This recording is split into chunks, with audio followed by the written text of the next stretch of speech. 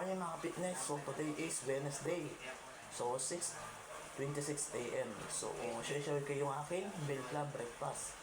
Yan. So meron akong tatlong itlog. Yan. So 18 grams na itlog. Yan. So malalaki siya. So dadagdagan ko pa siya ng 7 itlog mga fitness. Tapos meron akong fiber. Yan. So itlog.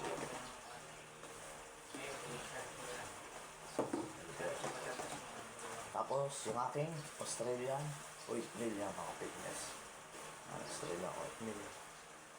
So, yung aking Pickwick protein na whey, red chocolate. So, meron siyang 24 grams na protein, 110 calories, 5.5 GCA. So, nasa likod yung nutrition pack ng mga fitness. So, made in the USA. So, made in the USA siya mga fitness. Ako may bibili ng kabal na balon. So, galing siya sa USA. So, ginawa siya mga fitness.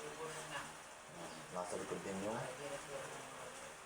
yung pagdalagay niya ng yung scoop or tubig. Tapos, yung whey na reserva protein gluten.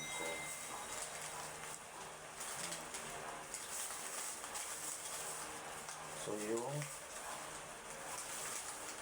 kanyang protein is mataas din ang fitness. So mataas yung protein niya. So 27 grams mga fitness. Yan. So yan. Ito binigay sa akin. So sponsor sa akin. Nagbigay sa akin. Salamat sir. Kaibigan mo. So yan mga fitness. Yung aking mamaya na breakfast. 10 itlog na kakainin ko. So, meron ako tatlo. Dadagdagan ko pa na ito. Then, isang saging, fiber. Tapos, yung Australian oatmeal. Tapos, yung whey protein na before and after na ini-take ko after workout. Tapos, wala pa dyan yung lunch, snacks, diner. So yan, sa gabi hindi na ako masyado nagkakanin mga fitness. So hindi na ako masyado nagkakanin. Whey protein na lang, tsaka kamote, itlog. Yan. So kung may budget tayo sa saging yan, bili din ako saging fitness. So yun yung mga kinakain ko. Tapos source of high protein, matataas yung protein. So yung protein intake ko na is nasa 110 grams na protein.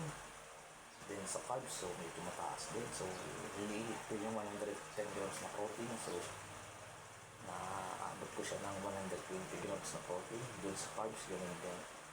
So yung nahihit ko yung calories na yung mga fitness.